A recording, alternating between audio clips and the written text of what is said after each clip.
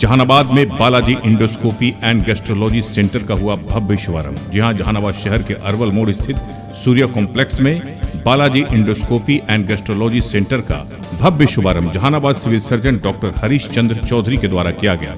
इस केंद्र के प्रोप्राइटर ओम प्रकाश शर्मा ने बताया कि जहानाबाद जिले का ये पहला सेंटर है। इस केंद्र में कम से कम पैसे में बेहतर जांच की सुविधा उपलब्ध कराया जा रहा है एवं गरीब मरीजों पर विशेष ध्यान दिया जाएगा। इस जिले में बालाजी सेंटर पिछले 8 वर्षों से सेवा प्रदान कर रहा है एवं इस सेंटर में पेट, लीवर एवं आंत संबंधी रोगों की जांच एवं उपचार की आधुनिक सुविधाएं उपलब्ध है। यहाँ डॉक्टर सौरभ राज MBBS MD, doctor NB consultant gastrologist अपनी सेवाएं देंगे। वहीं doctor Abhishek Kumar Anand MBBS MD cardiologist की देखरेख में केंद्र का संचालन होगा।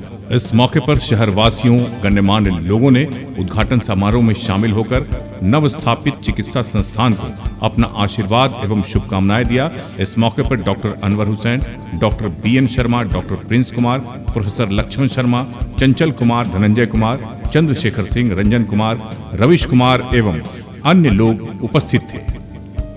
SK मिर्जा, ईशा न्यूज के लिए। इंडोस्कोपी की फैसिलिटी मिली है, जो डॉक्टर साहब के द्वारा सुनने में आया कि पहली बार मिली है। यहाँ पर व्यवस्था की गई है, इसका फैसिलिटी दिया गया है। तो बेशक जो कि नहीं, यहाँ के नागरिकों को जो ग्रसित होंगे, जो इन्फेक्टेड होंगे या जिनको ज़रूरत होगा, वो आकर के इनका फ़ायदा उठाएंगे, ज़रूर उठाएंगे।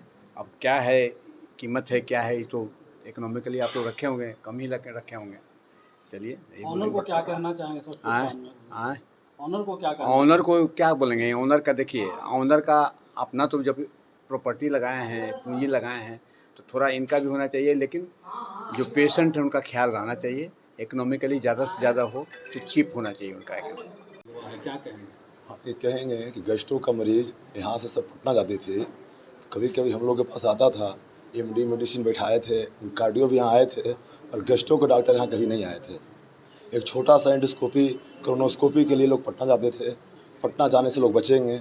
अब पटना में अगर 6,000 रुपया रेट रह रहा था, हम उसको 4,000 रख रहे हैं। पटना में 4,000 एंडोस्कोपी का रेट है, उसको हम 3,000 रखे हैं। और सबसे पहली बात है कि जो भी गरीब पेशेंट है, अगर गरीब के पास पैसा नहीं है तो उसको हम लौट के नहीं जाने देंगे। 1 रुपया भी नहीं है, उसको भी एंडोस्कोपी हम करके देंगे। मरीज की सुविधा के लिए? हाँ, मरीज की सुविधा के लिए एंडोस्कोपी करके देंगे हम। मरीज ही पैसा अगर नहीं है तो एंडोस्कोपी ना हो, ऐसा नहीं हो सकता। उसको फ्री में करके चलाएंगे। क्या कहेंगे जिलेवासियों? जिलेवासी भी यही कहते हैं कि जो भी लोग पटना जाते हैं उसको रोक कर, ये सौरभ जी आए हैं, डॉक्टर सौरभ गैस्ट्रो DM हैं, उनको सपोर्ट करें कि पेशेंट आए कि ये यहाँ परमानेंट आ पाए। नई सुविधाएं आप लोगों को दे रहे हैं जी।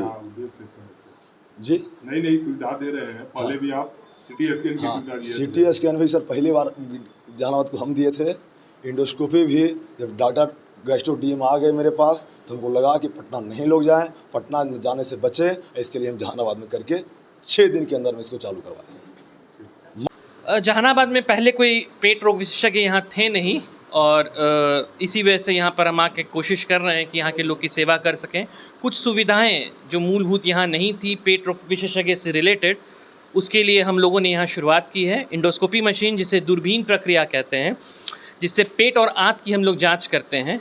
बहुत सारे मरीज़ जिनको पेट में जलन रहती है, अल्सर की शिकायत रहती है, खून की उल्टी होना, काला पखाना होना, ये सब चीज़ों की जांच के लिए दूरबीन प्रक्रिया है, और यही यहाँ पर पहली बार लगाया गया है, जिसके तहत लोगों को यहाँ पर आराम मिलेगा, जांच हो पाएगी। उस जांच के आधार में फिर उसी हिसाब का ट्रीटमेंट किया जाएगा, जो बाकी लोगों के लिए बेटर रहेगा। किन रोगों से संबंधित है सर? पेट रोग, जैसे गैस्ट्रिक अल्सर की शिकायत रहती है, ड्यूडेनल अल्सर मैंने छोटे आंत में अल्सर होना, पेट में अल्सर होना, खाने के नली में परेशानी होना, खाने की नली का कैंसर होना, पेट का कैंसर होना, ये सब जांच के लिए इंडोस्कोपी या दूरबीन प्रक्रिया आदि बेटर ऑप्शन है, जिससे पेशेंट को पता चल सकेगा कि बीमारी किस तरह की है और उस हिसाब से उसका ट्रीटमेंट हो पाएगा। पहले सर लोग पटना या गया चले जाते थे, अब तो उनको यहाँ मिल जाएगा सारा। उम्मीद तो है कि जो भी सुविधाएं, मूलभूत सुविधाएं जो गया में हैं या फिर पटना में हैं, वो यहाँ भी उपलब्ध रहेगी।